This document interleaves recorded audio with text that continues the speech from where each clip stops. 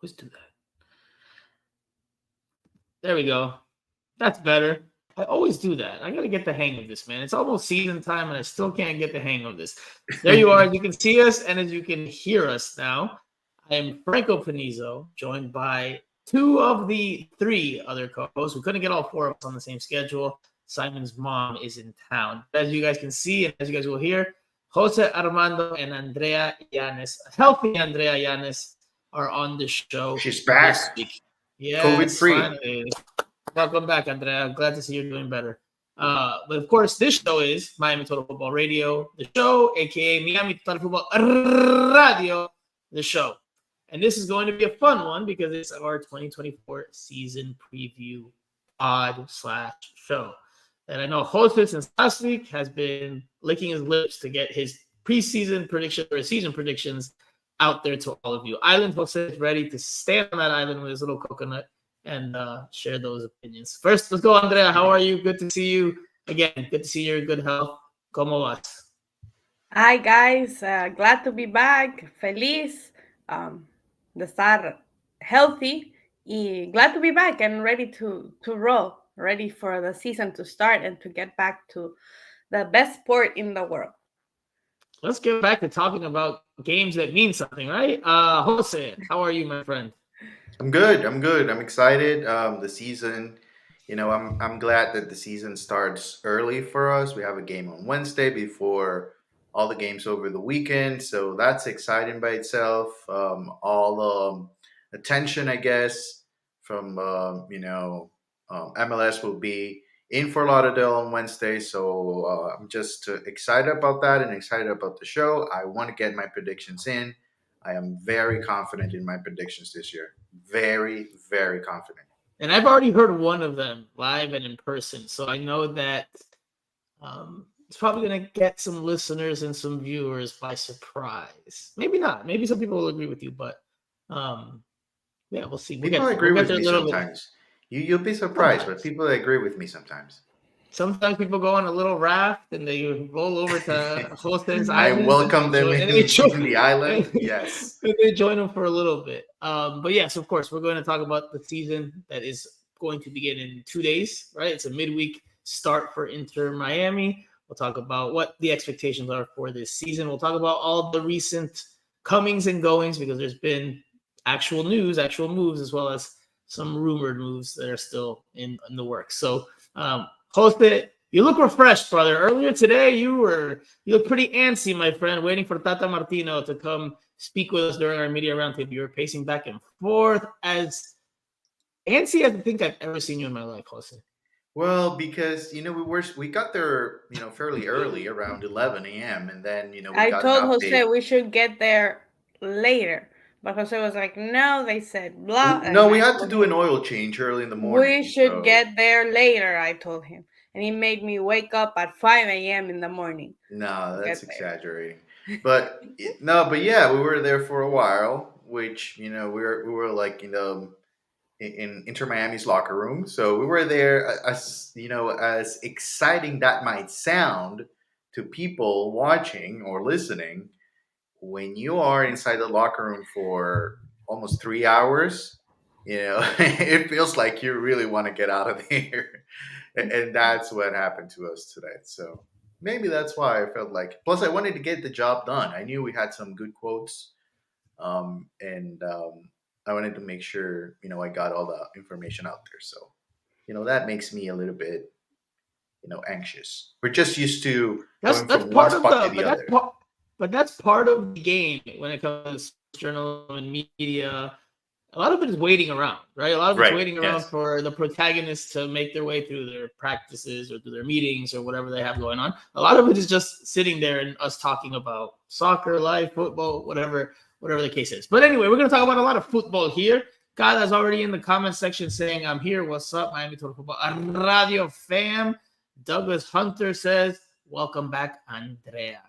And I never figured this out. We gotta figure this layout thing here. Whenever there's a comment section and there's three of us, it makes everything weird and wonky. I'll work on that. It's a new season. So you need to get new overlays. There we go. That's what you're for, man. You're the overlay king. I just help you figure things out. All right. So let's begin. Let's begin with the news that broke today. Although we had reported it over the weekend. I reported it over the weekend.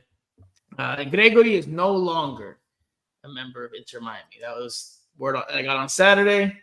It's official today. While we were doing these roundtable interviews during Inter Miami's media day, the news drops. Gregory is off to Botafogo. His time with Inter Miami comes to an end. Jose, you and I discussed this last week, how we don't think he was a good fit for what Tata Martino wanted to do. Inter Miami also had to offload some salary in terms of getting that budget where it needs to be before the start of the season. So this helps in a tremendous way. I would ask you about the system or the style. I will ask both of you, and we'll start with Andrea. How do you look back on Gregory's time with Inter Miami?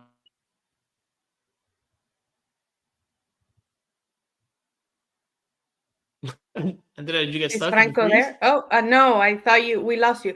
Well, I think Gregory was a very important man for Inter Miami, not just on the field because, he had some good times with the team on the field, but he was a leader. He was a protagonist in the locker room with media, with the players. I think he has been one of the most important players in Inter's Miami shorts history. Um, More influential than many of big names that they had brought into this team.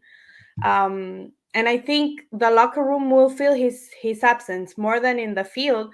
I think his absence will be felt in the locker room and with his teammates because he was very involved with young players, with everyone that came into this team, and was a very hands-on person, not just like for jokes and everything, but I think he was a good player for Inter Miami, definitely top 5 of Inter Miami's history.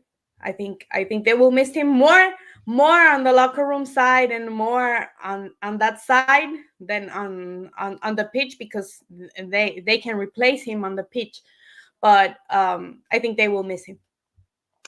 So I agree with you that they lose a lot in the locker room because he's definitely like a unifier, right? Like someone that like could relate to everyone. He spoke Portuguese, he spoke Spanish or Portuñol. He spoke a little bit of English. He's like a happy-go-lucky guy, infectious. Also, like even Jules when we talked about it, said something along the lines of he gave some really good speeches. So pregame speeches. So I mean, from a locker room, yes, they will lose one of the key leaders of that locker room. But Jose, if you look at Gregory's 3 seasons in their totality, am I alone in thinking, look, I'm not saying he was a bad player by any stretch of the imagination, but I think I get he's a fan favorite. I get why. Like I said, we've all said, he's got that infectious personality, super nice, super pleasant, fun. But am I alone in thinking that his contributions are a little overrated for what he did over the span of 3 seasons? No denying that in 2021, his first year, he was the team MVP. You felt his impact in games more often than not. Like he was clearly the best player for Inter Miami in that first season under Phil Neville. They didn't make the playoffs that year. Next year, I feel like his production levels fell off. His performance levels fell a little bit. They dipped. Team made the playoffs. And then last year, he obviously doesn't play a whole lot. He gets injured, 3 games in. Doesn't come back till late in the year. Makes another appearance or 2, and then preseason this year. I mean, overall, are you with me or am I crazy? No, I'm with you. Or are you with me? No. Well, first off, I like to say that I mean, I think we all feel sorry that he's leaving, but conditions for him are not bad at all. I mean, he's going to a better team. He just signed a no, Jose, that's not the question. Jose, this is how we get to an hour and 30-minute shows. The question but I mean, I think that's important to point out, and it's related because he's going to a better team. He's going to get paid, so I think it was about that time for him to move on. I think I didn't see a way in which Gregory will go back to the Gregory that we saw in the first year. There was just it's not that situation at the moment for Inter Miami. And whether Messi stays for 1 or 2 years, that's not going to change for Gregory, especially with young players in the same position coming up. So I think at this point it's a good move for both sides. Inter Miami needed for the salary situation, and I think for Gregory going back to his home country and playing for a big name over there is a good scenario for him. So I think it's a little bit emotional because of the personality, but if we talk about production on the field, I think it works perfectly for both sides. So do you agree with me that his contributions overall have been overrated a little bit? Yes, one really good year. One really good year. The other year, normalito. Wasn't wow, wasn't terrible, just somewhere in the middle. And then last year he didn't play much. So he had one really good season out of 3. I get that people like his style, and I get like he's an enforcer and a team, a guy that gives all the effort, gets stuck in, and isn't scared to back down from anyone. But I think like you said, they could upgrade that position. They could upgrade that position. Yeah, that's very Inter Miami like. We've seen that with some other players, and I think Gregory is above the names that I'm about to tell you. But I felt like a similar situation with Break Shea. Break Shea, felt like he was a popular player. No, man, you cannot put Gregory in the same sentence as Break Shea. That's why I said. Don't even say it then. Get him, Andrea. Break Shea. Robbie Andrea Robinson, is not rowing her boat towards another player that people keep talking about, waiting for him to do something, and he's not going to perform. Christian Macun, another player that was very liked by fans, but really, none of those have ever performed with Inter Miami. It's very Inter Miami like to kind of have an affection for a player, and when they leave, they overreact to what they did on the field and to how they felt about the personality of the player. Andrea does not agree with you. I mean, I think you took it a step too far by grouping them there with Breck Shea and the like. But no, look. I want to make it clear. I think Gregory was, if you have to put it in a balance, right? I think he was a net positive overall, right? Net positive, but he was limited. Would you call Gregory, right, the best fielder in MLS? No. Okay, I wouldn't either. And I had someone, a Botafogo Twitter account, X account, reach out to me once I tweeted out the news on on Thursday right before the game kicked off, the final preseason game against Newell's Old Boys. I tweeted out the news. Sources said Gregory was on the way to Botafogo. So this Botafogo account reaches out to me and starts asking me a few questions because they wanted to create a thread to inform Botafogo fans of the player they were getting.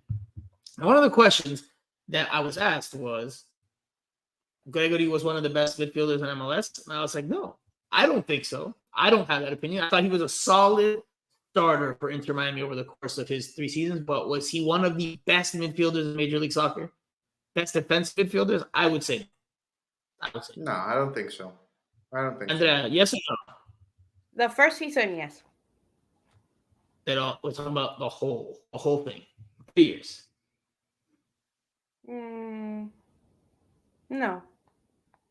The whole MLS, no. But if Inter Miami, yes. He was important for Inter Miami, absolutely. Yeah. But they can get more at that position. Obviously, you have to figure that out, manage that.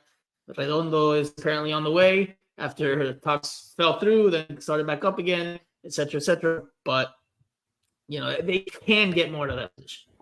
Gregory was. But Redondo is not the same player as Gregory.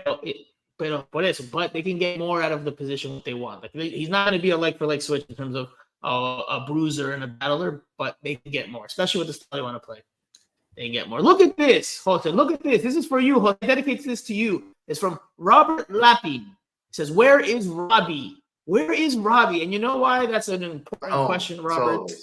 Because Jose and I had a little disagreement earlier today at the round table because I was like, I'm going to ask about Robbie Robinson, man.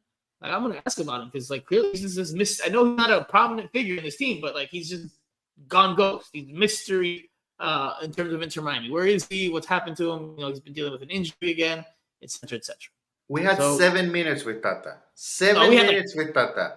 I just uploaded the video, and it was 30 No. minutes. I mean, that's what we ended up having because, we were fortunate. But initially, we were told 7 to 8 minutes with Tata. Well, after that long wait, And that's when you proposed asking about Robbie Robinson of all people.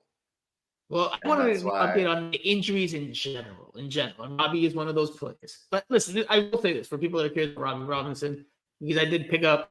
I asked Tata in the roundtable. He gave a response about an injury that Robbie Robinson is dealing with. I picked up more information later in the day. So, source told me that Robbie Robinson came into preseason with an injury. How he suffered that injury is unclear, because if he hasn't been playing or training, in the team environment, unclear. Maybe he injured himself on his own. I don't know. That part's unclear. Inter Miami's medical staff is of the belief that he can recover and contribute and play in the short term. Robbie Robinson went to another doctor, different medical staff, and they said that he needs surgery. So there's two different medical staffs with two different opinions on Robbie Robinson. And now Inter Miami and Robbie Robinson are looking for a third opinion to figure out what the next step is. And this is not the first time it happens, by the way. He always gets injured. But at this point, it's not his fault. It's Inter Miami's for getting his contract renewed. Why did they renew him? That is true. Why? Yes, that is true. It's not his fault. I don't like Robbie Robinson as a player, but it's not his fault here. It's Inter Miami's fault, because this was a player prone to injury. Tata knew that. Chris Henderson knew that. And they decided last year to renew him. So it's not his fault. It's the team's fault. So it is what it is. But it's just they make these decisions, and now they have to deal with it, because there will be a player shorter. They cannot sign someone to replace him because he's on the roster, and they did that. They decided that because he didn't have a contract anymore, and now his wages count because he's not. His old contract is done. So it was the team who made that decision. Did he have one more year? Did they trigger the option, or is he on a new deal? I'd have to look back. I think it's a new deal. Yeah, he had an option, but it's a new contract. He's not generation. I'll tell you what. If you can count against the salary, then it makes sense to just take a flyer on him and leave him on the roster. But anyway, it's just interesting. It's interesting that Inter Miami's medical staff thinks one thing about Robbie Robinson. Robbie Robinson has sought out his own medical advice or expertise from somebody else, and they're saying that he does need surgery. And now they're at this impasse. They don't know which way to go. They need a third opinion. I would trust the medical staff that takes care of Lionel Messi and Luis Suarez. It's just me. I would trust. I think those people know what they're doing. It's just crazy. It's just, I don't know. I mean, that's one thing. You can read into that. You can read into that what you want. You can read into that what you want. I mean, maybe Rob Robinson doesn't trust Miami's medical staff. Maybe, again, that's supposition, not information, that part. Because maybe he's like, I've had so many injuries over the last few years, I need to go see somebody else. I need to see a specialist, or whatever the case is. Maybe, possible. But anyway, Robinson, I figured he'd be playing anytime soon when it comes to Inter Miami. So there you go. People were curious about Robbie Robinson, Jose, and I got the answers I was looking for. All right? Anyway, good. Let's move on. Let's move on. Your boy, one of your boys, Edison Ascona, also on his way out at Inter Miami. He's gone on loan to the Las Vegas Lights. A needed move for him because he wasn't going to get much playing time this year. I know you guys have been high on him for, since he signed practically. I know you don't really like this move, Jose, but I'll go to Andrea just very quickly so we can just, touch on the subject. Your thoughts on his move to Las Vegas. And is this it for him with Inter Miami? Is this the last time this season, obviously still on loan, but it's the last time we'll see Edison Ascona in Inter Miami? It may be. I think this move was necessary for him. He was not getting any playing time soon because Tata has not used him never since he came. Just maybe one time I think he came in, so he needed to move.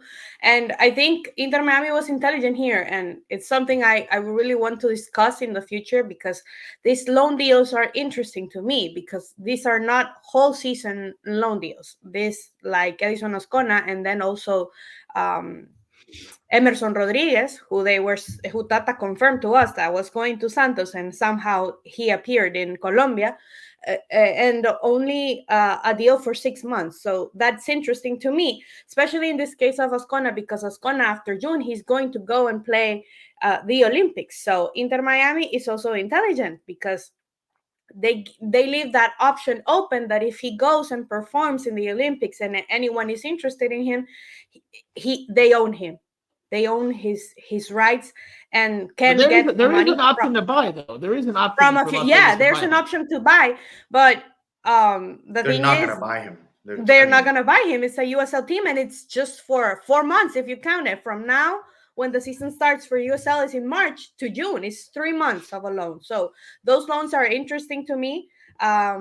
It's also a move they needed to do because of roster compliance. Not that Ascona makes a lot of money, but it'll help them with compliance. But it's interesting to me that Inter Miami is making these loans for 3 months, 4 months of a season instead of the whole year. So I think it's more about giving him minutes.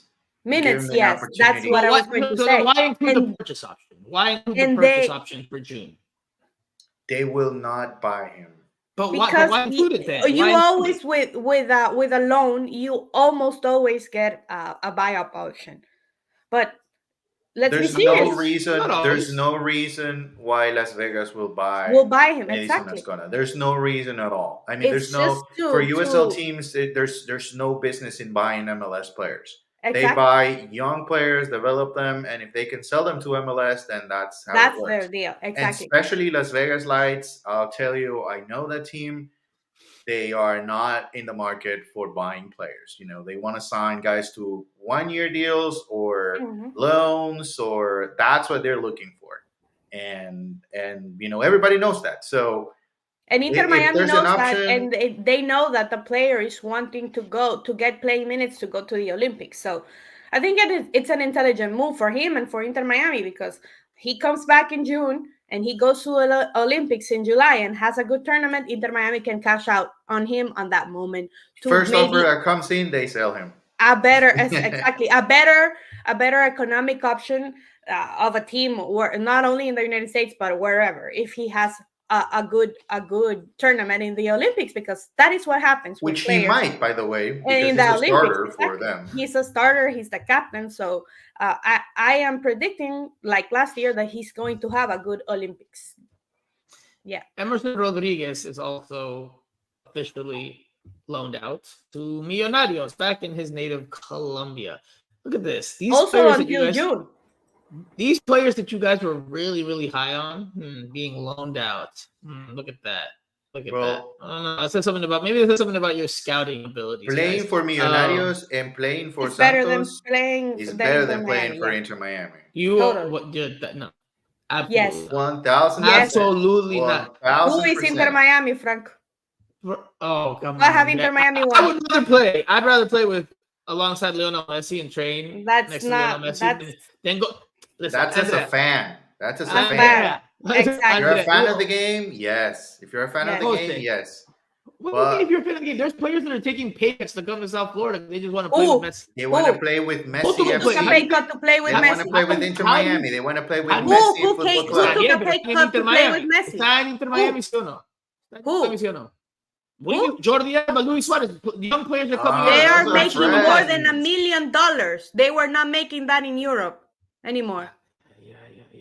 Listen, Emerson Rodriguez, his career began in his native Colombia. He left Colombia, right, to Inter Miami to take that next step in his career. And it didn't go well for him. So what happened? He had to take a lateral move. You can say it's an upgrade if you wanted to just talk about the team, but pretty lateral in terms of the overall league and aspirations. Went to Mexico on loan, didn't kill it by any stretch of the imagination, came back to South Africa for a bit. He played every game, Franco. They wanted him back. Like, seriously? It's like, you don't watch Liga MX, they wanted him back. You don't know. How many games did you watch? How many games did you watch? Why didn't they take him? If he killed it, why isn't he there? Why did he go back to Colombia? Because Inter Miami is asking their inversion back. They want the 8 million, 13 millions they paid for him. Yes, that is the truth. If he was that good, they would pay. I mean, he's not a superstar. You know, the Mexican league. Kyle has it correct. He left Millonarios and returned back. He has not progressed. Well, he's playing. That's not what we said. What we said is that he's playing for a bigger team. Millonarios is a much bigger team than Inter Miami, and really? will be. And Millonarios has been a bigger team. Is a bigger team right now, and will continue to be a bigger team. Name me 3 players on Millonarios roster. No. Our game is not about social media. No. That's the problem. The problem is that you go by names. Yes. And these teams, they have history, which is bigger than names. Because the names will come and go. Like I'm not arguing that they have more games history. will come and go. They have history, and that's why they're bigger teams. They have trophies. They have competed at a high level in Copa Libertadores. We're not saying that they don't. I'm not saying they don't have history. I'm not saying they don't have history. Bigger teams, bigger names, bigger teams, much history, a lot more than what Inter Miami has. Inter Miami might get a lot more in a few years. I mean, they Millonarios and Santos, they have a huge advantage. They have been here for years and years. Inter Miami, they're 4 years old. So, I mean, you can expect to compare a 4-year franchise playing in the U.S. with, leagues that have plenty of history and a huge following. We weren't arguing about if he's going to a team that has more history. Almost any team has more history than Inter Miami. Inter Miami's only been around for 4 seasons. That's why we said bigger team. You're a bigger team. No, just to hear more history doesn't make you a bigger team. You could be a second division club. Yes, Franco, please be serious, man. Or you want to compare Miami? We all live in the past. Colombia? We all live in the past. Back to the future. Back to the future. We all live in the past. Jay Vasquez says, how many more players does Miami need to move off the roster, or are they done? From what Tata Martino said to us today, doesn't sound like they're done wheeling and dealing just yet. Right? Is that you guys took away from his comments? Right. Actually, I think I have the comments here. Let's see what Tata Martino said, because I asked him about, he kept saying like, oh, we don't have roster complete. So I asked him, well, when does he expect to have the roster complete? And he went into a longer answer. I'm going to paraphrase it before we show the clip, because it's obviously in Spanish. He says that he hopes to have a roster complete the week leading into the Inter Miami versus Orlando City game. That's when he hopes to have all the pieces in place. Now, he did say, obviously, the window for MLS is open until April. So I think happening then, but that he hopes to have all the pieces in place by that game against Orlando City. But let's listen to Tata here. Y yo creo que la semana previa a Orlando hay posibilidades. Es cierto que la liga, el libro de pases lo tiene abierto creo que hasta el 24 de abril. Y entonces a lo mejor lo que no puede darse ahora, porque también hay una cuestión que tiene que ver con el espacio salarial, no es solamente una negociación, hay que crear espacio. Esto del espacio en algún otro momento ya lo hemos hablado, a veces para crear espacio, porque incluso a veces no es ni siquiera para traer un jugador, es para poder empezar en forma normal la temporada, tenés que desprenderse a última hora de jugadores que no te gustaría desprenderte, pero que como tienen mercado y hay un monto bastante importante de dinero que nos permitiría arrancar bien o traer a algún futbolista, bueno, esto pasa y yo creo que mi deseo es que por lo menos para Orlando podamos tener el plantel completo. No sé si será así, pero bueno, tengo la expectativa de que sea. So how many pieces, Jose, do you think are left to bring on in Tata's mindset, in his brain? What do you think? I don't know. I think he explains, and he has been doing this for maybe a week or so. And what I get from it is that we kind of have to make the move first of letting a player go, so that then we are allowed to bring one in. So I think that's going to have. I think with obviously Ascona leaving, I don't think that relates to another player coming in, because I don't think that's enough. And I'm not sure if Gregory's absence does help in a big way. Right, absolutely. He gives them $1 million. But I mean, I think at least one more player will be coming in. If you think that Federico Redondo is coming in because of Facu, which Facu's injury kind of opens up a small window for them, because they can kind of replace him in terms of roster, right? Not a position on the field or anything like that. But not like for like change, but right. Yes. Someone else is going to come out. And what has been reported is that Corentin Coco Jean, Andre with the best pronunciation of Corentin Jean, will be getting bought out in all likelihood. So that's definitely one Remember when I possibility. told you that? Remember when I told you that? Do you I don't remember remember when I told you that? I don't. And it actually, makes I sense don't. because then you have Corentin John, who's coming back from injury, and the other option to sell, the only other option of interesting player that Inter Miami could offload is Robert Taylor. But if you let Robert Taylor leave, you don't have anything else. I wonder if there's a market for Franco Negri. And If then I'm Franco Negri, Franco I'm Negri wanting is an out of Inter option that Miami. could also leave. Yedlin is an option, like you were talking last week. Yedlin is also an option, but I think with Gregory leaving and them getting that $1 million is going to help them get compliant, get Federico Redondo, and maybe get some other MLS players. We've been talking about Escobar from Houston Dynamo. Franco, mi tocayo, my namesake. Franco Escobar. We could also see a trade to get another MLS player. We could see a trade. And I think we're going to see, like Jose was saying last week, that they're going to buy out. They get one buyout per season, so they're going to buy out Corentin John because of all of the other players that are available, he is the one with the highest salary that they have to pay. People have their opinions here in the comments. And Pablo Olazo says Yedlin is expensive. Free up that cash. Yedlin is expensive, but the thing is, I want to tell our listeners, the thing is, like, Taylor is better than Coco John. Yeah, well, we didn't get to see a lot of Corentin John because unfortunately he got injured. He came out injured also, so Inter Miami has that thing that they buy injured players and then try to rehabilitate them, right? Because the same thing happened with Nico Freire.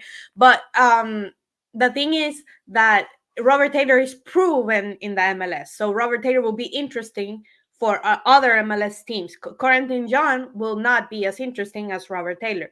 So I think Inter Miami have options to trade with other teams. We could see trades happening for other players, especially in defense, because we can either see Negri or we can see Yedlin go out because they need another central defender. They have only what they play, and they don't. The only one in the bench is Ryan Saylor, who's not. So Giuseppe here says if we get Escobar, Yedlin has to go. Now, well, he's another lateral. So yes, they would have. Is he though? I know he is a lateral, right? He's a fullback. But something, if my memory serves me correctly, and I could be mistaken. You're making me jog back. He has played as a center back. He has played, if I'm not mistaken, under Tata Martino when he was with Atlanta United. Franco Escobar was with the Houston Dynamo right now, so that we're filling in everybody in here. But when he played under Tata Martino at Atlanta United, where they won an MLS Cup, he played as a center back.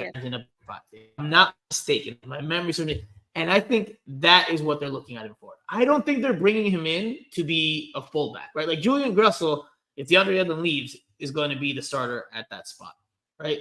And then you've got Israel Boatwright as an option if you need. You could put Escobar there if you need to in a pinch, but I think they're looking at him to be someone that can help address that center back depth that we've talked about. Storyline that goes into the season. That this team, Tata's own words, the roster is not going to be complete until after the season begins. And let's see how much that plays a part in how they do this year, because they've got important games coming up in these next few weeks, right? There's a lot of important games. Bottom line, I think with the compliance talk is, I think there's nothing to worry about if you're like, an Inter Miami fan. I because think Gregory. If they wouldn't have sold Gregory, it would have been worrying for them. No, but I mean, they have so many pieces. They're players that we have known for years. But if they find a market for Jean Mota, I mean, they can get rid of him. I mean, they can send him over.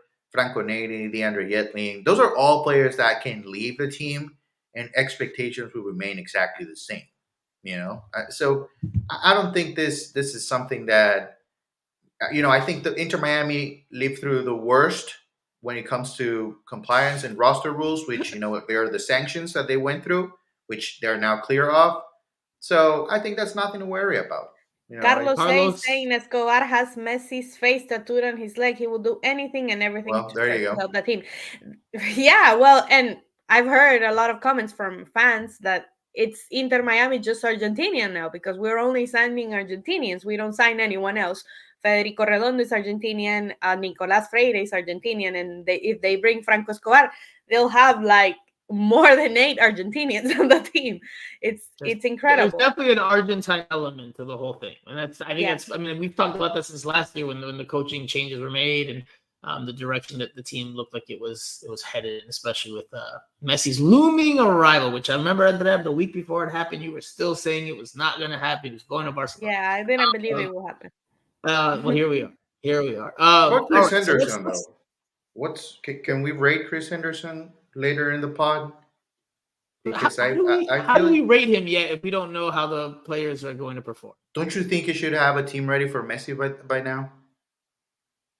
Well, he had the most important thing that Messi wanted. I think he should have a team ready. They got Luis Suarez. That was what Messi wanted. So if we rate him on that, he's keeping Messi happy, right? But we knew that since June of last year, didn't we? We knew that since last year. That Suarez but they needed a lot of players.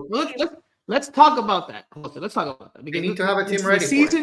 This is the season preview pod. So whether the team's ready or not, this game in 2 days against Real Salt Lake is going to be the season opener for what is going to be Lionel Messi's first full season in Major League Soccer, where he's going to deal with more travel, more games, a lot more. He's going to be in the CONCACAF Champions Cup, maybe U.S. Open Cup. Now we don't know yet. Leagues Cup again, etc., etc. So, Jose, what do we expect from Inter Miami this season? Is it win as many trophies as possible or bust? How are we going to rate Inter Miami's success this year? They have to win it all. That's the expectation. If they don't win, and what is win it all? What does that mean? They have to win Champions Cup, they have to win MLS Cup, and they have to win Leagues Cup. And if they play Open Cup, they have to win Open Cup as well. If they have Messi on this team, they have to win it all. They just have to win it all. I mean, there's no excuses. You have had plenty of time to build a good roster around him. And if not, then, that tells me they only care about money, which, we've seen that throughout preseason. But I'll give them the benefit of the doubt throughout the season. But if you really want to win, and if you really want to build a legacy for Inter Miami in MLS and for Messi, and it's one of his last stops and maybe the last one, I really think they need to win it all. Now, that's not my expectation, but I think they need to go for every competition. That's the only way it works. Gusechi says, you are crazy. Maybe 2 cups. And I agree with Gusechi. Look, will they be the favorites in every competition? Or one of the expected favorites? Absolutely. And that's going to be one thing that they have to deal with. And I asked a few of the players today. Because they're literally going to get the opposing team's best game in every match. Right? We saw that. You saw how the players from Al Hilal and Al Nassr were doing the Ronaldo celebration when they were scoring. Like, it meant that much for them to score on Inter Miami and Lionel Messi. So every team that plays Inter Miami is going to give them their absolute best game, and that's going to make it very challenging. I told you that last year, and you didn't agree with me, Frank. Well, now it's going to be a tougher challenge for them. Yeah, across the board. They have now the Messi's impact in the league, the Messi fanboys that some players are, not all of them, but some of them are, has already passed because he has been in this league for already half a year. So it's not that new. Even still, when you're playing against Messi, you want to lucirte. You want to show those players were playing against Messi for the first time in preseason. I mean, and MLS is very forgiving, very, very forgiving. They can't win a game for the first 6 months. They go on a good stretch to finish the season, and they make it to the play-in, and here we go. They are in the playoffs. I disagree with Jose, but right now this year they are forgiving. MLS is forgiving,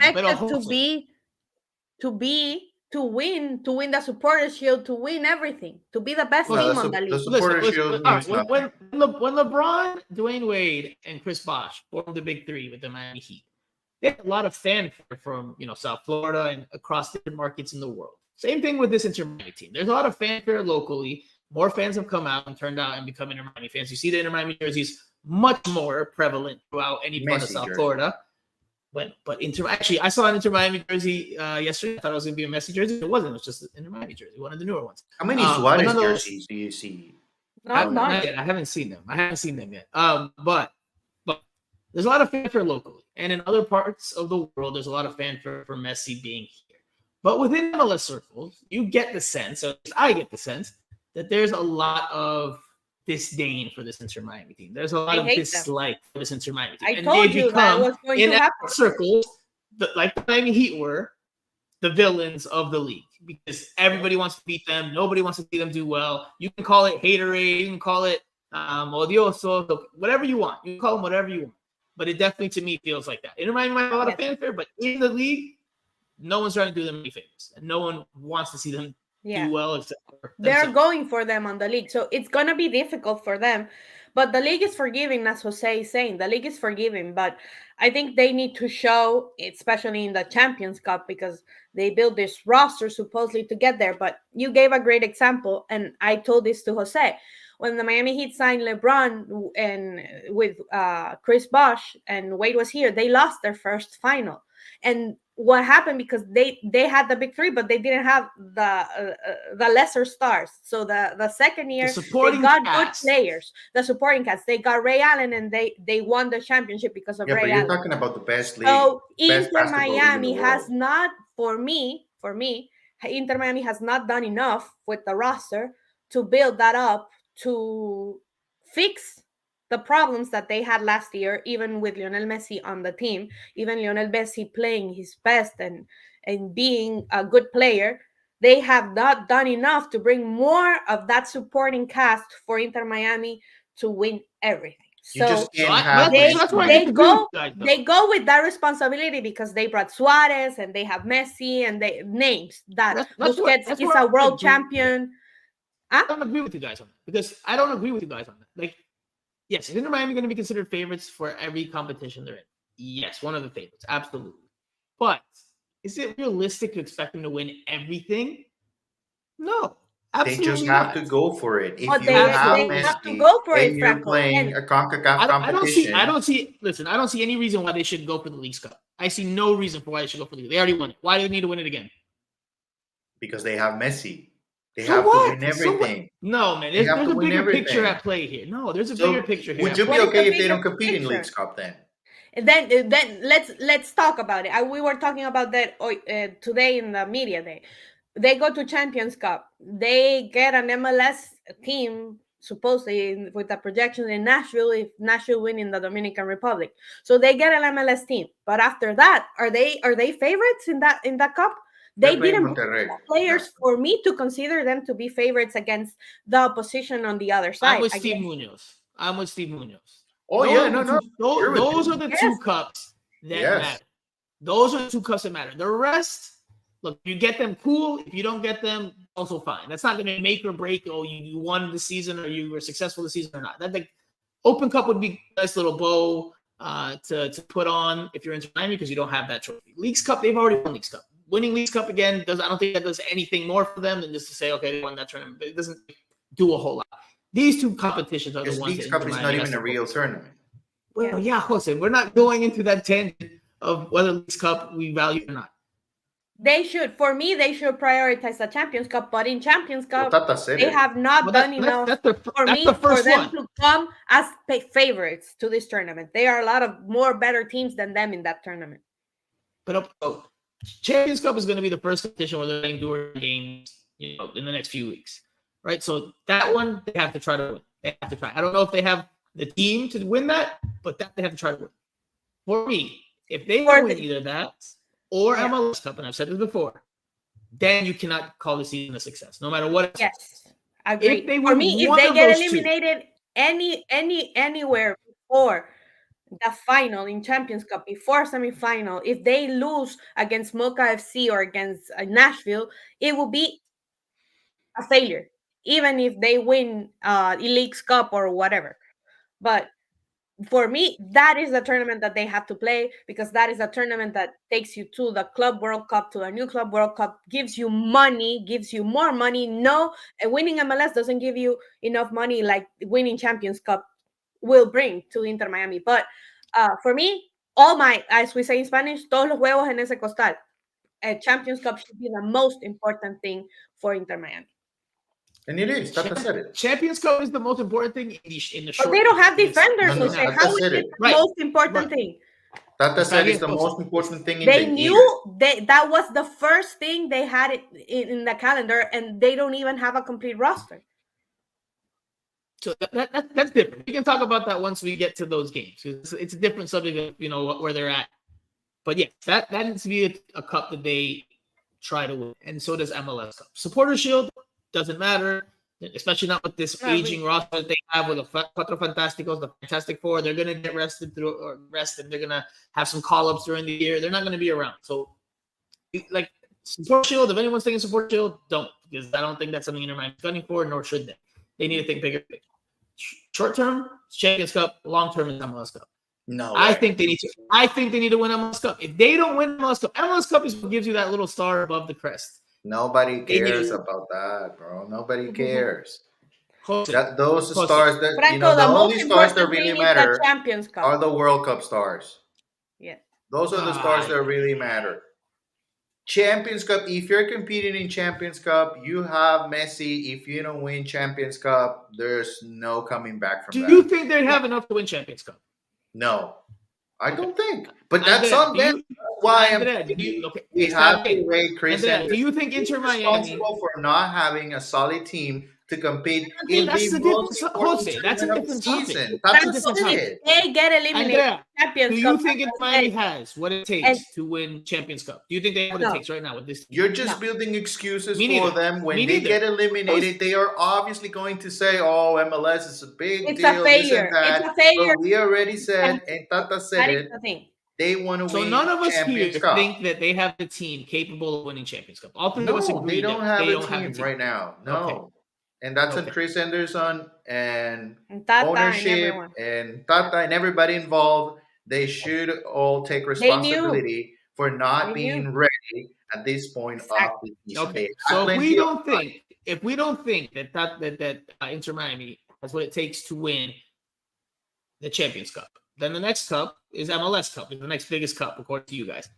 Do they have what it takes to win? According to Tata. Do they have what it takes to win that? Right, I think right now is too early to tell if they have enough to win MLS Cup. Right now, the roster is not enough. They have to go for it. This is the season preview. No, they don't have. Right now, they don't have. I disagree. I think they have shortcomings in the back, absolutely. But when you have Messi and you have the star power that they have, they are absolutely should be a team that's in contention for MLS Cup at the end of the year. All you do is get into the playoffs. You can get in as a 6th. I think they get in the playoffs. And then I think they get in the playoffs. I think if they get in the playoffs. If they make the playoffs, this whole thing is a failure. The whole thing. Tata Martino's fired if they don't make the playoffs. Unless they sell stuff, then they'll be happy with it. But I don't know. Right now, just agree to this. MLS, even with Messi and everything, they are not a complete team. They don't have defenders. We have seen it. How many? But you know that MLS, the money is spent in the attack. Right? So the defense is secondary when it comes to Major League Soccer. And that's what Inter Miami's betting on. They're betting on Franco, but we have seen teams bet on attacking players, and that is not enough to win the championship. If not, New York Red Bulls will have a championship. LA Galaxy with Zlatan will have a championship. They didn't. Tony asks, I think all MLS teams are short on depth and quality to win an international tournament like CONCACAF Champions Cup. Now, MLS team has won the tournament before. And the pandemic year, though. Pandemic. But it's rare, right? It's not something common. Yeah, but no other MLS team had Messi and Suarez. Okay, Jose, weren't you the one just saying? Oh, there you go again with like just going off of name, and I think they're both very talented. I think they're going to do very well in MLS.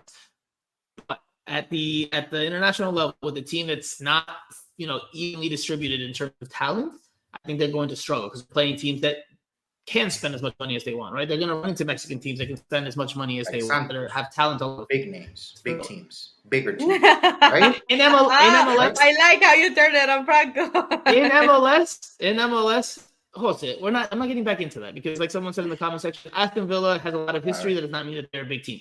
They are bigger than Inter Franco, Miami. please. Aston Villa is a lot bigger than Inter Miami. Name me 5 players on Aston Villa right now. History. Leon Bailey, Emiliano Martinez. It's not about the names. It's not about the names. The names come and go. The names come and go. The roster changes every year. The MLS Cup. All right, so MLS Cup. So do we all agree that Inter Miami has a better chance of winning MLS Cup than CONCACAF Champions Cup? That's the it's a long time from now. A lot can change. The better shot, but I don't think that they are the favorites to win it. They have a better shot because they are allowed to make more mistakes. It's an even playing field in terms of the teams they're competing against, right? Like more or less, right? Of course, you can spend more if you have the money to do so, but it's a more even playing field. For me, I get why they want CONCACAF Champions Cup. I get why they want to go easy on them. That's what you're saying. You want to go easy. I'm saying they want to set up the biggest target wherever they can get, an easy path to it. When you can allow them to make mistakes and have them qualify to the playoffs late in the year, not to worry about it right now because it's too early and poor Inter Miami. They don't have the roster ready. I'll ask you to like this. I'll ask you the question. I'll ask you the question like this, Jose. We don't think they're going to win Champions Cup, but let's say they do win Champions Cup.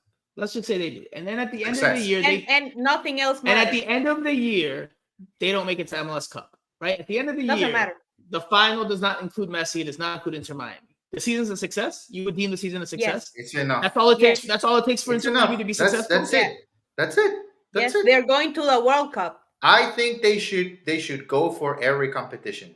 But if I had to choose a tournament that Inter Miami needs to win, 1,000% I go for an international competition over MLS. Seattle, MLS. Seattle won CONCACAF Champions League and didn't even make the playoffs. It was a bust overall. They would play the Club World Cup. I would sacrifice the Club World Cup. I mean, the league 1,000 times over the Club World Cup. And they were the worst team in the Club World Cup that year. They got goleados by everyone. I disagree, man. They played against the worst team. No other place in the world. But they got money from it. And now with the Club World Cup different, like it's going to be next year, Inter Miami will get even more money. And its future will be better secured after Messi if they get that championship. Not only because of the prize money this year. Name one league in the world that would rather have their local competition over Copa Libertadores, even Copa Sudamericana, Champions Cup in CONCACAF, Asian Cup, Champions League. I think it's the Champions League of CONCACAF. That is where Messi plays. Every club wants to win an international competition over the league. There's a reason why Real Madrid is Real Madrid. There's a reason why Cristiano Ronaldo is Cristiano Ronaldo after winning. Do you think Inter Miami wants to win the CONCACAF Champions Cup? You think Inter Miami wants to win the CONCACAF Champions Cup because they're desperate to get to the Club World Cup so they can win that competition? Why is it such a big goal for them to win? No, they are a CONCACAF team. They want to go to the Club World Cup. To put their brand out there. Yeah. Okay, so it's all about. It's not about the sporting aspect as much as it's about the brand and this and playing on the global stage. It's both, Franco, because if you win, you get that not just only by signing players, because you won it on the field. That's how the team grows. Exactly. The history of the team is built when you compete with the top teams. The only way for Inter Miami to compete with the top teams is going to the Club World Cup. I disagree with your Would you rather have Inter Miami play in the group stage of the Club World Cup against Real Madrid, your favorite Aston Villa, and Tottenham? Or would you rather have Inter Miami play the final against Colorado Rapids, Real Salt Lake, or even LAFC? Which one would you rather have? I think I'd rather see time comes. If I was an Inter Miami fan, I'd rather see Inter Miami win an MLS Cup, man. I'd rather see them play the Club World Cup. I'd rather see them. You don't want your team. You don't want to play. You don't want your team to play. I would rather see my team win the first MLS Cup. That's what I would want if I was. Wow. That's what I would want. I'd want to see my team win their first trophy. If they had won an MLS Cup before, then it's different. If you're in the Club World Cup, that means you won Champions Cup, so that's a trophy. And that's but you need to win MLS Cup. You need Messi needs to be and like the history of Inter Miami has to include Messi with an MLS Cup. It has to. Why? Otherwise, it's not a success, in my opinion. Otherwise, I don't call it a success. What? That's how I see it. Franco, if Inter Miami goes to the Club World Cup, Messi's stint in Inter Miami will be a success because he made an irrelevant club relevant all the way to the Club World Cup with Real Madrid. Look at the clubs that are already qualified to the World Cup next year. Real Madrid, León, all those champions, Manchester City, all those champions. At this stage in the club's history, MLS Cup. And I agree with that, man. I agree with that fully. If they had won an MLS Cup before, MLS Cup, I would be 100% money. You don't even win money, man. It's not just about money. It's from the sporting aspect. Inter Miami. What sporting thing that does winning the MLS Cup brings you? Give me an example. The moment stays in the history or Inter Miami of the league. They won their first MLS Cup. They won their first star. Not history in world of football, like winning the CONCACAF Champions League. In their history. Let me make this clear, Jose.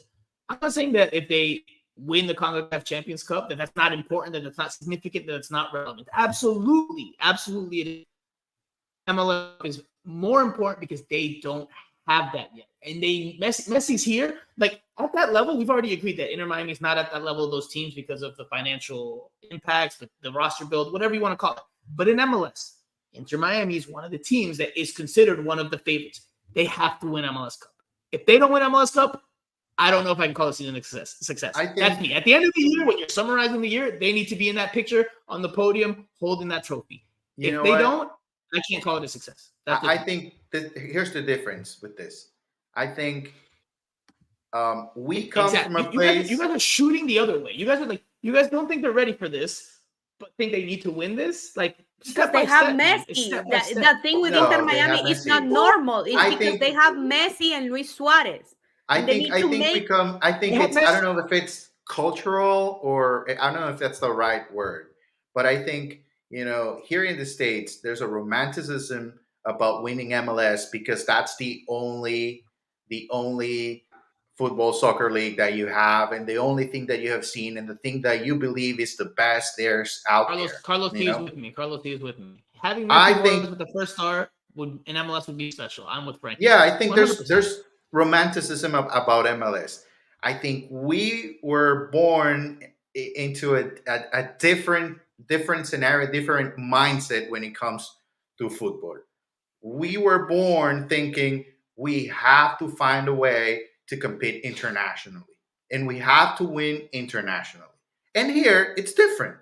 Because just a few years ago, nobody cared about the Champions League or the Champions Cup. Nobody did. I mean, MLS teams would go into the tournament complaining about the schedule. And, games were not even in the season ticket package. So, stadiums were empty. So there's not a culture about international competition because MLS built everything in a way that MLS comes first. And I think there's a romanticism about it. And we just don't see it that way. And I think there's the difference.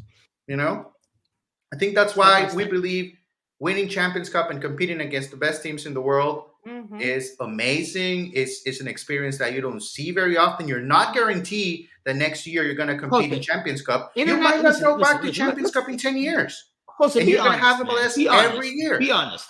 Jose, be honest. I know you're a proud hunter, but be honest. CONCACAF Champions Cup, CONCACAF Champions League, whatever you want to call it. The only time MLS teams are really testing themselves, is when they're playing Mexican teams. That's it. Maybe the occasional Costa Rican team. Maybe. Okay. But by and large, you're only testing yourself. You're not testing yourself playing down, and no offense to, Salvador. No offense to Jamaica. Fine. That's fine. Those teams, this is not Europe. This is not South America. You're playing teams I'm talking about the Club World Cup. When I'm talking about a test, I'm talking about the Club World Cup. They have to win the Champions Cup to get there. Right. Again. So if you're saying that you don't have a big enough test against some of the teams competing in the competition, and you're only going to face one or two teams from Mexico, then why are you not able to win 2 series home and away with 2 Mexican teams and go to the Club World Cup? Why not? If you're not going to have enough competition, Costa, you've lost it. You've lost the plot, because I'm not saying that that's not something they should try to do. Absolutely, but I think it does not. If you don't end the year with that MLS Cup, I just don't think it's as big of a success. I think they can win MLS Cup and not Champions Cup, and the season can be deemed a success. Where if it's the other way around, Yes, I don't because think you have the romanticism. You have for that MLS. mentality, yeah. You have the MLS. romanticism. You believe having an MLS star in your crest is bigger than having an international competition. That's the romanticism that you grew up and with. an international MLS appearance Cup is the not next better than big an thing. MLS Cup. That just doesn't do it for me. What You know, an that's- international what? And it's just appearing internationally in Club World Cup, like that doesn't do it for me. Cool, they're there. Well, Awesome. that's They're the there to participate. romanticism. They're there to participate. Awesome. They're not going to win that, right? Because they're not going to be able to win that against like Real Madrid, most likely, right? So whatever. We'll leave it. We'll leave it there. Let's move on, because our season predictions. Where are the strengths of the team in the attack? Where are the weaknesses in the midfield and in the back? All right, Jose, it's time to put it out there. Okay. Here you go. The moment you've been waiting for. Yeah. All right, where do you want to start? Do you want to start with where they finish in the league? Do you want to start with what trophies they win? Because let's start there, because that's the one that was your hottest take, or the one that you were most willing to share. How many trophies out of the, let's say, 4 competitions? Let's just throw Open Cup in there just for shits and giggles. There we go. I'm cursing again. It's a new year. I don't care. Yes, for the third pot in a row. I'm counting. Yes, hey, it's fine. I'm actually mad at myself that it took me an hour to drop the first curse word. So 4 cups. Well, I mean, you could throw in Supporter Shield if you want. No, so 5 4, trophies. just 4.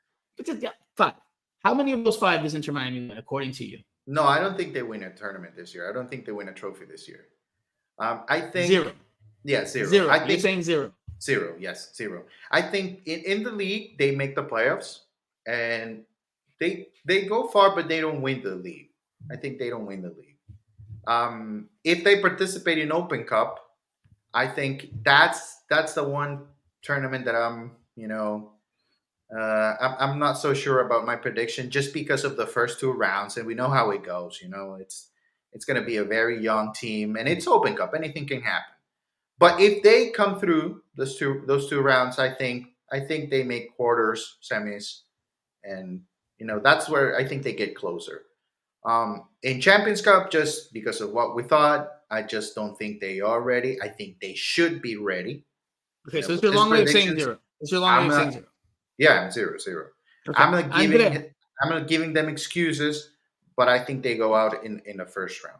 And am I missing one tournament or not? That's it, right? But I just wanted to know the total. You don't have to give me a breakdown, because we'll never finish this pod. Andrea, how many do they win this year? How many trophies? 0. None. So, and this is okay. Now I'll tell you why, because Jose did it. Champions Cup, they are not ready to play. Not even Nashville, they are not ready to play.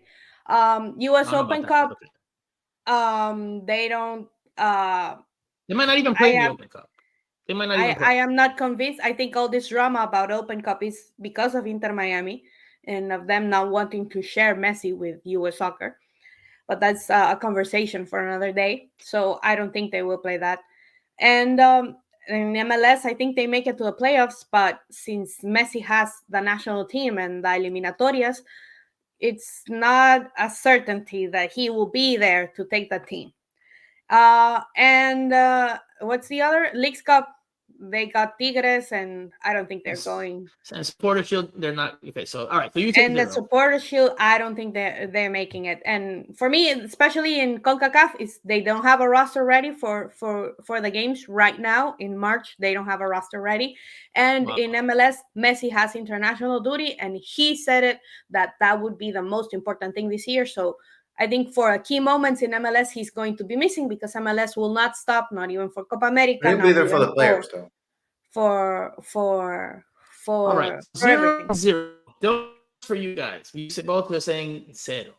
0 trofeos para Inter Miami en 2024. Yes. I disagree, man.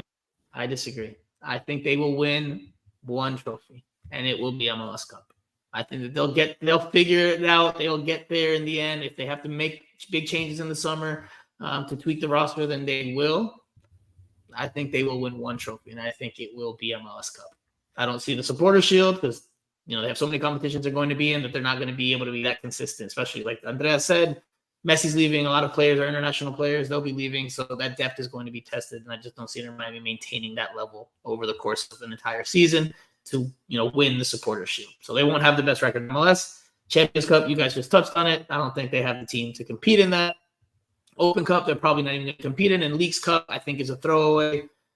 They've already won that. They don't need to overdo it and try to win it again. I mean, and it's not absolutely necessary for them to win the Supporters' Shield. I mean, they can. No, absolutely. You can just get into the playoffs. MLS Cup is what matters to me, and I think they can win that. I think they can win that. If they win that, then I think that's the tournament that they should have.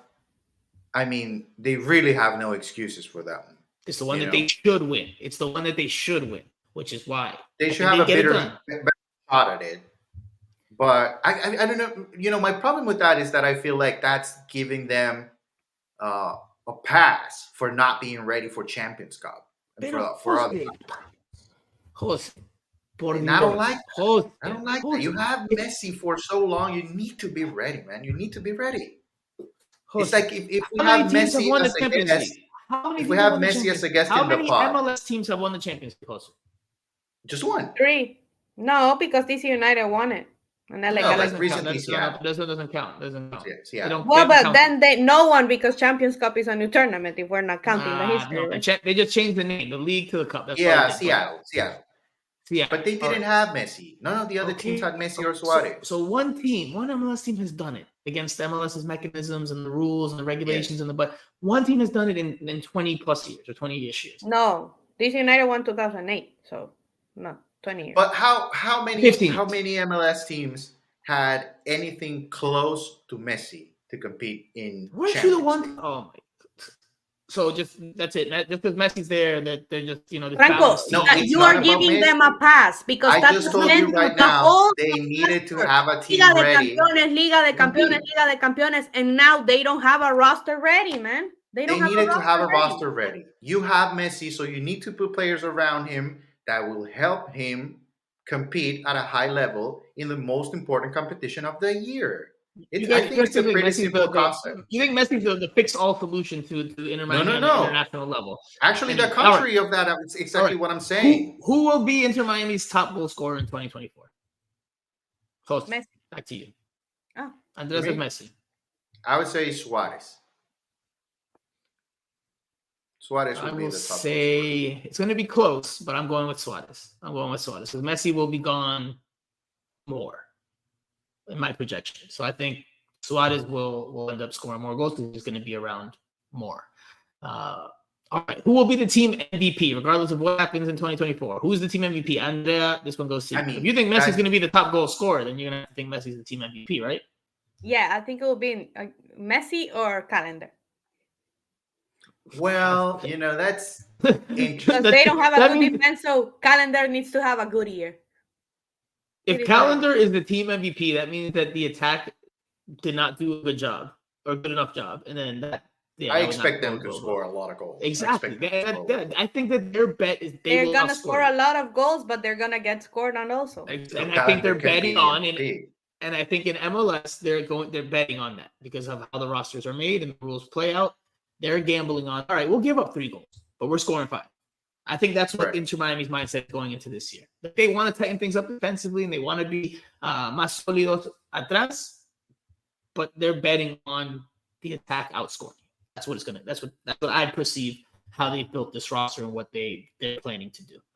Which I don't think is a bad bet. I don't think it's a bad gamble because MLS with how it's made, it's just that's the way you should play. Absolutely. Why not? All right, so you say Messi. Jose, who's your team MVP? Oh, she said Messi or Calendar. But Jose, Robbie Robinson? Red card to Akisita from Tank 721. That would be shocking. Robbie Robinson. Well, I think Messi will end up being the MVP. Are we talking about team MVP? Team MVP. But from who do we think? I don't want to hear who you want. No, say a name, Jose. Yes, say no, because I think Messi will get the MVP even if he scores 1 goal. You know, No. he'll get the MVP. I mean, he's been getting. So your answer is Messi. Okay. Ballon d'Or. So I think Messi will get it. Yeah. I'm with you guys. Messi. It's a clean sweep here. Messi across the board. All right. Most surprising player. Who will come out of nowhere and surprise us and become more important than we expected? Jose, you start this time. This was gonna make you think. Surprising player. I have a candidate. I don't know if I'm convinced in what I'm gonna. I'll start if you want me to. Yeah, go ahead. Frey is a good option. But Diego Gomez, man. If Diego Gomez can go whatever they think that he's got there, because he's got potential, but they're really high. And if he can show that and repay that faith, then I think he could be an important player for this team. Because they're going to give him opportunities. It's clear that they're going to give him opportunities. So they rate him pretty highly, even though he hasn't convinced, at least from our vantage point. I think he could be the surprise player this year. Can I go or Jose? Yeah, go ahead. Go. Yeah. For me, I have to say my boy, David Ruiz. Shocker. I think he's going to have a good season with Inter Miami. I think he's going to be that player that Tata maybe was not thinking to be a starter, but will get that opportunity and will score a lot of goals. And I think he'll have a great season. Jose? Wow. I don't know. I think your choices didn't help me at all. I think David Ruiz. Freire. Just say Freire. Just say no, because I have to see more from Freire. Israel, both right. What I saw from Julian Gressel? No way. After the preseason, no way. Especially if he plays in the midfield again. Redondo, Federico Redondo, if he ends up signing? Well, yes, I guess I'm gonna go with Redondo just because he's not signed yet. But I'm not gonna take any credit for it if it happens. Oh yeah, you're not gonna take credit. All right, we'll see about that. At the end of the year, I see you boasting if it comes out to be that way. All right, almost done here with the predictions. Most disappointing player. Who's the player that lets us down? That lets us on the outside in the media disappoints, lets the fans down. A lot of criticism. Did not live up to expectations. Andre. Jordi Alba. Yeah. That was an easy choice for me. I think Jordi Alba. He's not a good defender. Yeah, he's not a good defender. At this point, prone to injuries as well. You know what I'm going to say, man? And this one. For Inter Miami's sake, I hope I'm wrong. But I think I saw signs at the tail end of last year and even in preseason that haven't convinced me. Great calendar. Yeah. I think, he had such a great year last year. Oh, he started having a great year. The tail end last few months struggled a little bit more. And I don't know if I'm fully convinced that he's going to get back to that level he was at. If he does, it's great for Inter Miami. Hopefully for them, hopefully for himself, that's the Drake calendar we see. It's the Drake calendar we saw for the first, 6-7 months, the Leagues Cup Drake calendar, because those last few months left me a little concerned. And even the preseason, some of the things I've seen have left me a little concerned. For me, I will tell you something, and that's Inter Miami's fault, because you could see that drop in Drake calendar after Nick Marsman left. And Inter Miami didn't bring another goalkeeper to compete. If you're an elite team, you need to have someone that can compete. And right now, CJ Dos Santos may become that. Who knows? But right now, he isn't. So Drake Callender is very comfortable as a starting goalkeeper in Inter Miami. He doesn't have any pressure. He's the best. And Inter Miami should have brought another goalkeeper after they let go of Marsman, because the other two don't have that quality. It's as simple as that. And it coincides with Drake's dip in form.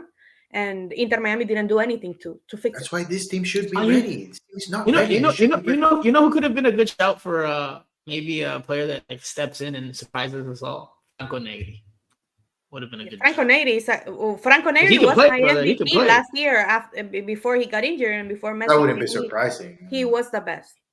No, but no one right now is having Franco Negri being like a big time player for Inter Miami. He's got talent. He can score some goals. Just interesting to see where they play. All right, let's do a couple more here. How many goals does Messi score in MLS? MLS. We're not doing all the competitions in MLS. And you have to take into account he's not going to be around for a lot of it. So 16. 16? I'll go with 13. I'll go with 13, and I think Suarez scores 15 or more. But not over 20. I'm going 18. This team's going to score goals. Messi's going to be involved in a lot of them. So 18 goals for Messi. All right, last one. And then we can start to wrap up the pod. Your one wild prediction for 2024 when it comes to Inter Miami. You've already said you don't think they win any trophies. That was pretty wild. But if you have another one, go for it. My wild prediction would be that Campana takes over Luis Suarez. And Luis Suarez finishes the season maybe not on the bench, but not playing regularly. And Campana, picks up the slack and overthrows Suarez just like he did with Pipita. And Joseph. Joseph. Andrea, what's your wild prediction for the? My wild prediction for this year is going to be. I don't want to say it. Everyone's going to hate me. That Messi is going to announce after Copa America that this is his last season with MLS and Inter Miami. Interesting. I don't see that. One player we haven't really talked about. I know you guys aren't high on him right now. It's Thomas Aviles. Maybe he's the player that also. Wild prediction. He scores 15 own goals. No, just kidding. I don't know. I don't know if I have a wild prediction. I have to think about that. I don't know. I was just thinking of the predictions we should put out, and I didn't have an answer for that one. So maybe I'll come back to it. All right, very quickly, guys, before we call it a night. Inter Miami plays Real Salt Lake, season opener on Wednesday. They play on the weekend again. Hopefully, we'll try to make a pod in between, preferably Thursday or Friday, but preferably Thursday, but we'll see if we can do it. I don't know what your guys' schedules are like. We'll talk about that later. We expect Inter Miami to play a back four or a back five? Back four. I agree. Back four. Now, Cristo Benavides. Okay. Yes.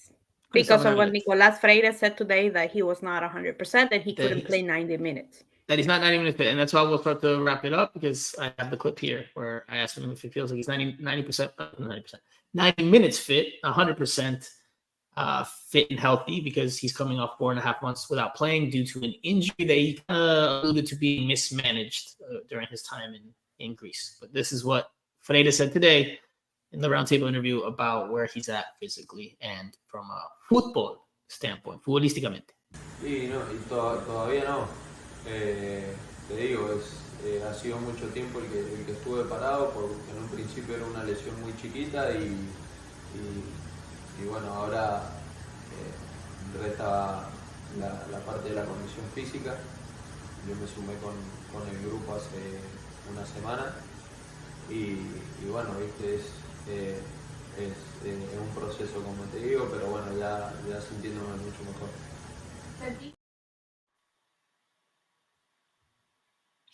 So it doesn't sound like he's going to start. No, right? No. And Tata, I asked Tata if he had the starting 11 ready, and he said yes. He said yes. So, all right, let's predict that starting 11. We'll start with Jose. Are you gonna think for a while here, or do you have it ready? No, I have it. All right. I think we talked about it this morning. Maybe I give you the just same give it to me. Give it to me. 11 names. Yeah. 11 names. Okay. I don't want explanations. It's 11 names. Drake, DeAndre, Tomas, Christoph, and Alba. I think they play 4-3-3. So 3 players in the middle would be, I think Diego Gomez plays. I think it'd be Busquets. And I think David is left out and Julian Gressel will end up playing.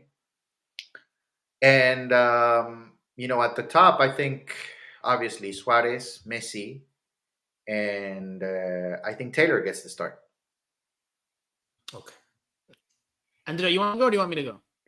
I can go if you want, because I agree with Jose. with the only difference is that I would put, I think Hitata would put David Ruiz in starting, and the three in the midfield would be Busquets, Diego Gomez, and David Ruiz, and that would be my only change. I think Gressel doesn't play.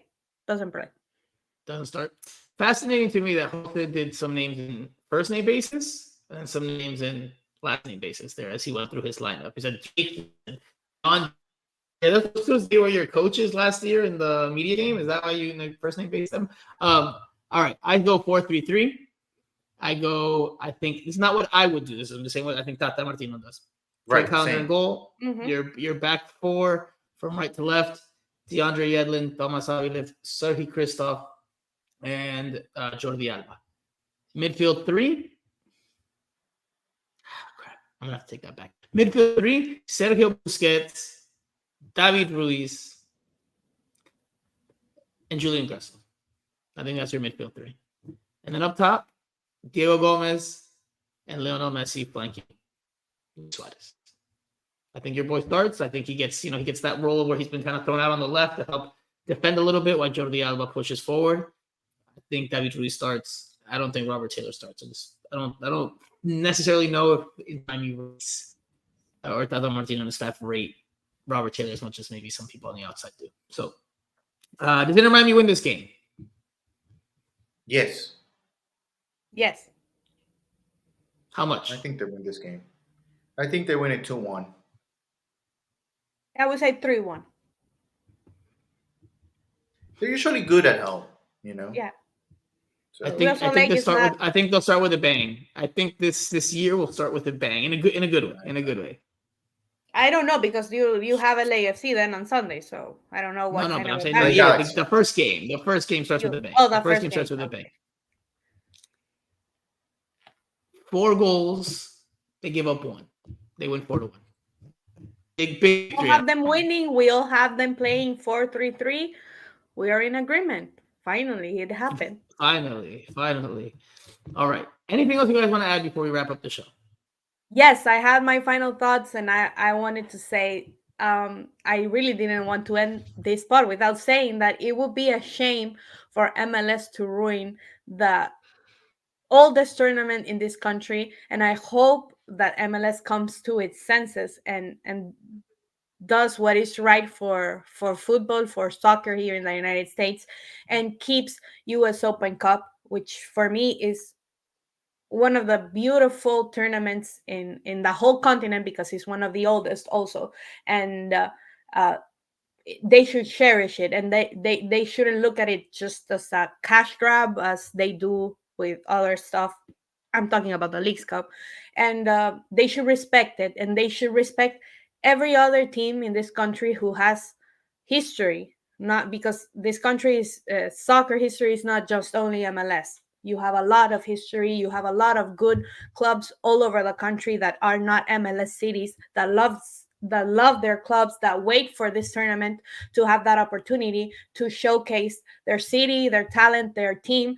And I really hope MLS comes to the table, and if not, US Soccer should use all their stops that they have. They have a lot, and they should definitely use them to bring MLS in and make them play in US Open Cup. I have a final. Say anything?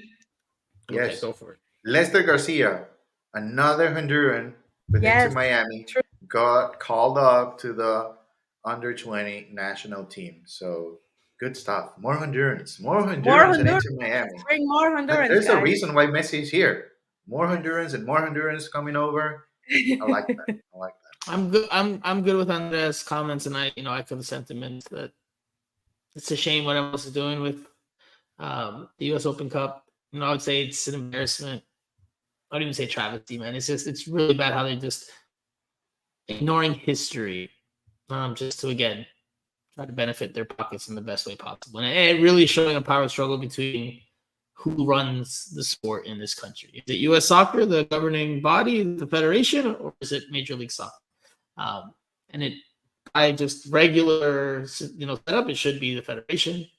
It's not looking the case. Listen, we've been around for a long time. It's MLS has always kind of called the shots, and maybe done things that it's not their place to do, it's not their position to do, but alas, you have non-soccer people running a soccer league and trying to run soccer in this country, you're going to get decisions like this that are not pro football. So there's not going to be, the main referees, the pro referees are not going to be on the field there. Oh yeah, that's true. At the start of the season.